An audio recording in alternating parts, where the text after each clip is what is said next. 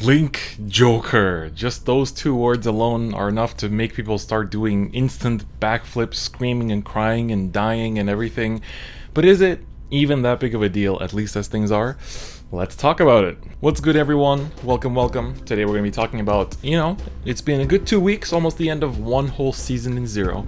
And of course, Link Joker has released, but compared to the cries and screams and pillaging that everyone spoke of before the clan release into Zero, the general community seems to be fairly quiet now that the cards actually have come out. So why is this? First things first, let me give you a little bit of historical context. When BT12, something Black Ring, first released in the TCG, whether it's in Japanese format or English format or whichever format, the clan was, being hyped up just like it was in Zero, and everyone was like, oh my god, this new ability, this whole lock thing looks so insane and so over the top. But it released, and would you look at that, the only way to really lock front rows was Infinite Zero and then doing Dust Tail and then, stuff like that. So there wasn't really any reliable way to be locking front rows, and when Nebula Lord locked your back row, it didn't even feel that bad, because again, of course, in regular Vanguard you have guarding and being able to actually play around, stay at a certain amount of damage to play against certain scenarios. But in Zero, of course, the instant sort of scare when it was announced that lock wasn't changing for Zero was just that, oh my god, they're gonna lock my intercepts and I will die. And yes, if that does happen, you probably will lose. That is definitely not wrong. And I initially wanted to make this video before lock came out as like a sort of like my thoughts on lock coming to Zero, sort of thing. But I refrained from doing that because I was like, you know what?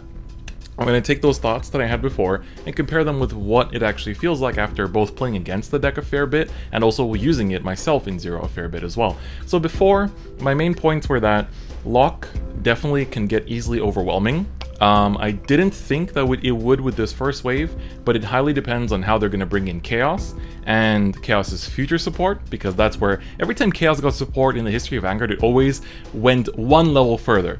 First, it was just like, locking anything anywhere, as well as being able to plus from stuff being unlocked and retiring and drawing and all that stuff. Then it became, even more of that, even more so when the first strike support came and counter chargers and being able to tech everything with Colony Maker, and then it got out of hand with the whole hand locking, because even if you knew how to outplay Link Joker, they could always go like, oh, you've been outplaying me this whole time? Lock your entire hand, please. So, over time it definitely got a little bit overwhelming, and definitely, most people started to be afraid and just annoyed with Link Joker and Chaos in particular, because it was just so hard to play around, whereas like other Link Joker variants were not. And that's why people welcome Messiahs and welcome Deleters and all those other archetypes, because they're not as overwhelming, not as crazy in terms of power. So that's one thing that it depends on. So of course we're going to see that probably in like 2 months, I would say, 1 or 2 months. I don't think they're going to bring in Chaos next month. Probably the month after that we're going to get it. And so we're going to see if they decide to nerf it even more or do anything with it. Link Joker already has nerfs in it,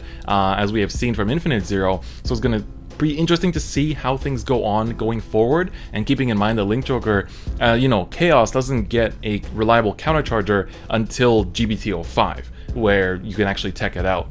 Messiah gets a countercharger in GBT03, and Glendios comes in with a countercharger, so resource management is a little bit difficult already. And so my second point is, of course, Link Joker's scariness will also depend on how amazing a Glendios is. Whether it will be, very reliable in getting your opponent to just like have everything locked and just like win the game, or if you're just going to use it as like, big beat sticks of reverse units that can just slap for big numbers. So it's going to be interesting to see where that goes. So that sort of, history basically told us that Wave 1 Link Joker, not that scary. Wave 2 with Chaos, very scary. In particular because reverse decks were so popular, and, with reverse decks being around and locking their own stuff, they would suffer from just locking their own stuff, because when it unlocks, they would also lose, their units. But so Wave 1 Link Joker, what do we have? What are sort of the central pieces that we have in here? So looking at, grade 1s, there's nothing too crazy. Zinc, I believe. No, it's not even Zinc, but the card that gains 3k, there's a grade 2 and a grade 1. They gain 3k every time something is locked. So we can do some pretty good early game with one of our grade 2s.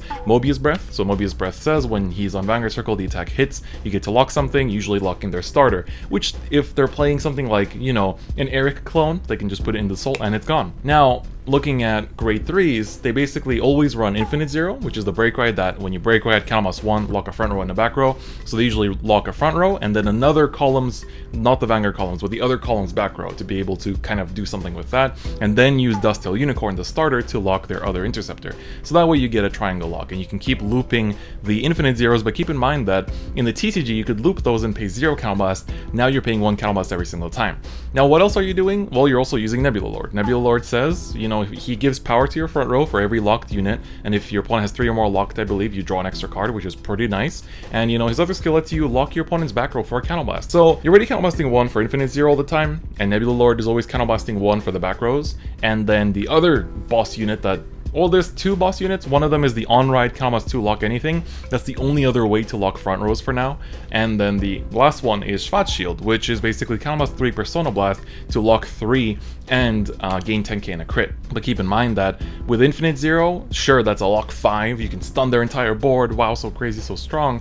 But very often, you know, it's going to be just that one turn where they can afford to put the counterblast in, and then no more plays. Because for Schwarzschild also, he has to counterblast 1 to get a copy of himself if you don't have one in hand already for the Persona Blast. So there's a lot of different counterblast investments, and I'd like to also point your attention to the fact that Colony Maker is probably coming whenever Link Joker gets support with Chaos, and that's also counterblast 1 to Search in grade 1. So that's another counterblast you're adding to that entire chain of events. So if even when Chaos comes, and let's say they keep the effect the same, counterblast 1 for Chaos, counterblast 1 for Infinite Zero, counterblast 1 for Colony Maker, you're going to be looking for a heal in order to even be doing Chaos and Colony Maker for another turn.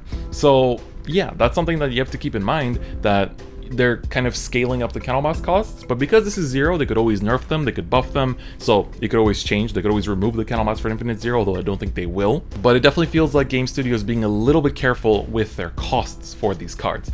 Now, I've been talking about just like costs and effects and all that stuff, but how is it actually in gameplay? So we've been playing, you know, my thoughts before Link Joker was coming was very much like the costs seem to be fairly balanced. It's going to depend how well they can rush, how well they can kind of like gain advantage, how many like commons and rares and double rares allow them to draw cards.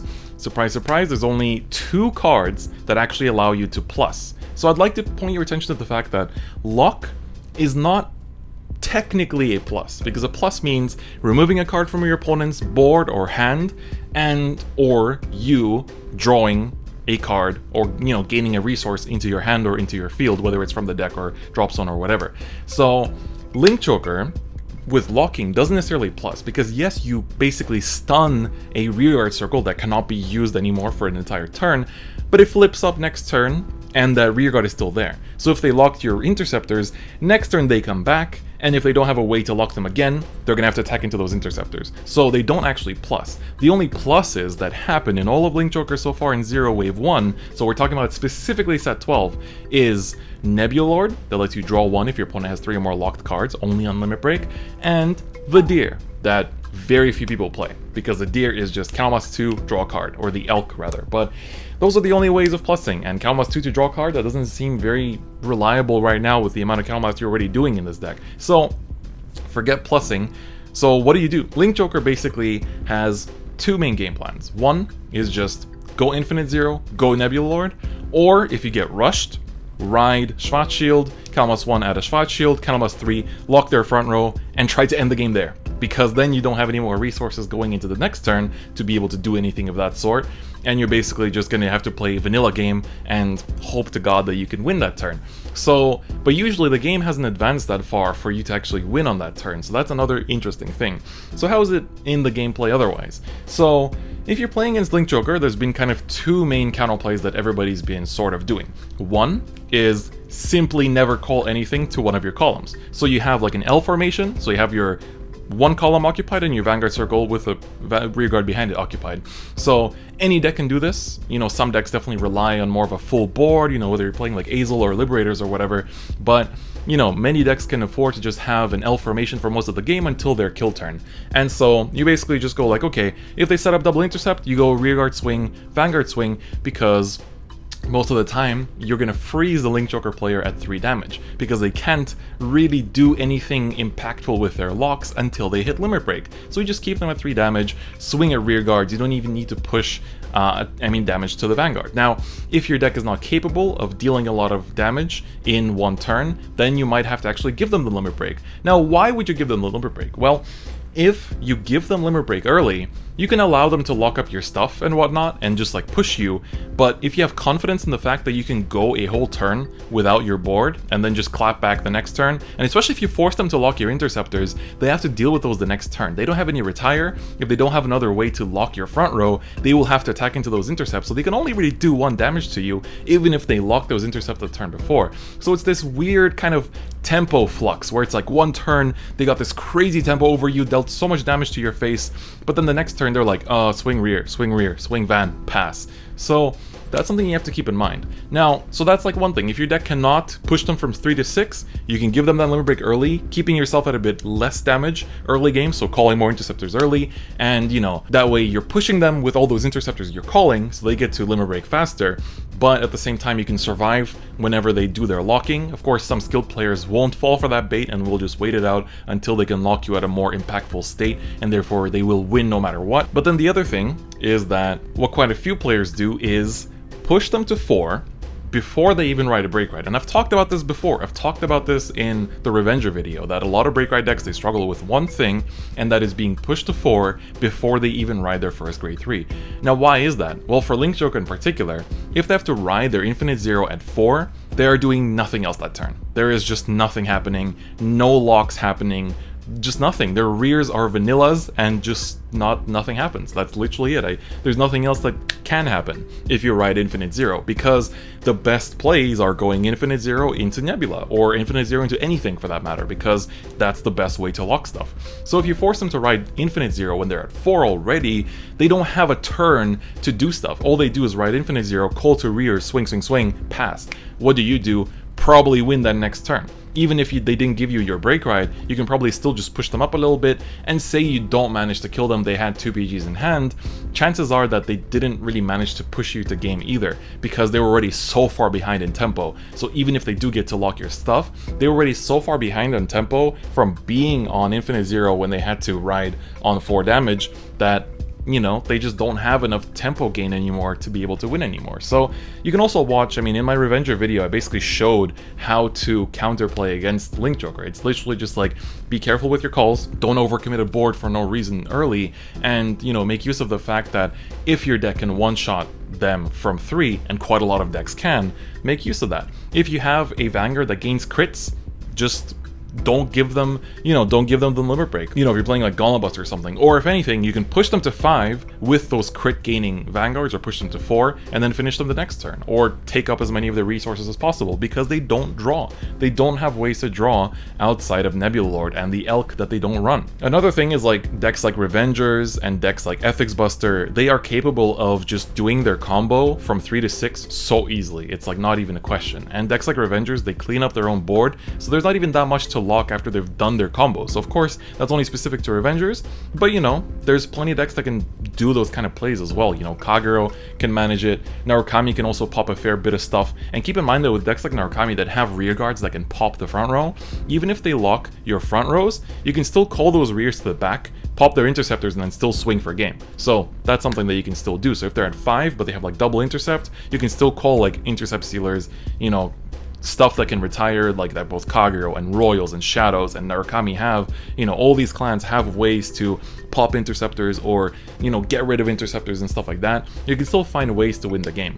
But of course, Link Joker is sort of like, the way that I look at Link Joker and luck as a mechanic is, you know, when you're playing, I don't know how many of my viewers play fighting games, but the interesting thing about fighting games is that, you know, it's 2 people clashing, and if you have one person that's way better than the other, they will use mechanics that the other person doesn't know about, that they have to learn in order to reach that level in order to win. So for example, you know, you're literally just beginning and your friend is throwing fireballs at you nonstop, and you don't know how to jump over them, or how to dodge them, or how to block them, so you just keep getting hit. So imagine that with Link Joker.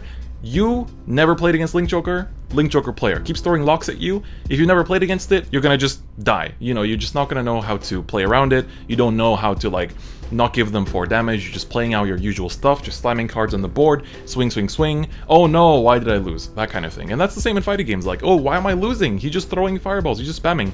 But then you learn over time that, ooh, I could jump over them. Oh, I could dodge them. Oh, I can block them. Or like whatever, you know, you learn ways to like get over that gimmick or whatever that your opponent's throwing at you. It's the same with lock. Just look at what your opponent's doing and think, okay, they don't get to draw much. They're very reliant on limit break. You know, if I force them to limit break early, they're in an awkward situation, and just manipulate the situation of the game to your advantage, to whatever advantage your deck wants to see, and you'll be able to win. So that's kind of been this entire format, is like playing different decks and seeing how, of course, you play a lot of different non-Link Joker decks as well. So for those of you in Global waiting for set 12, spoiler alert, you won't be facing Link Joker that often. It won't be the only deck you face in Ranked. Chances are you're gonna get just swept by Revengers in one go. But that's an important thing to keep in mind, that with any deck you play, once you face Link Joker, don't think like, oh my god, it's Link Joker, I hate this so much, but think of it as a challenge, like, okay, so I've never played this matchup of Link Joker versus my deck, so I'm gonna see how I can manipulate the situation. I know their weaknesses, but how can my deck's strengths capitalize off of that? So keep that in mind as you're playing against Link Joker. It's honestly, as of now, not that big of a deal. That's all I can really tell you. As of now. For now, it's not that big of a deal. When Chaos comes in, and Chaos is unnerfed, and, you know, it's easily abusable and easy to lock front rows and, you know, retire and draw and all that stuff, then it might become a problem. Then I might make a different video and be like, Chaos is a problem in Zero, blah blah blah, you know, whatever I would usually say. So yeah, that might be the case, but for now, for set 12 and maybe set 13, if in set 13 we don't get Chaos yet, but instead they push out a bunch of reverses like I predicted at the start of the Limit Break Link Joker season in Zero, well, then that'll be another month of Link Joker being a little bit underwhelming. But of course, like I said plenty of times in this video, it can get overwhelming at any moment, so brace yourselves. But anyway, on that note, that's basically it. All I wanted to say today, just a little discussion of my thoughts on Lock and Link Joker in Zero. TLDR, not as overwhelming as a lot of people thought. Definitely a lot of different ways you can counterplay, and each deck has different ways that it can approach Link Joker. Sure, some of the older decks, if you're like playing Ambers or something, or you know, whatever else that's like super outdated, you might not have that great of a time against it, but you know, that's something you can experiment with. And definitely, you know, I'm not gonna try to say like, oh, any deck can win against it. No, the newer decks definitely have a greater chance. Anything that got recent break right support definitely is looking hotter compared to something that hasn't been supported in 6 months. So definitely keep that in mind. But, you know, there's definitely room for experimentation, and Link Joker is not as overwhelming as many people thought before it released. But on that note, that's basically all I had to say for today. So yeah, that's basically it for me today. Thank you so much for watching, listening, etc. Hope you guys have a great time, and I'll see you guys next time. Bye bye.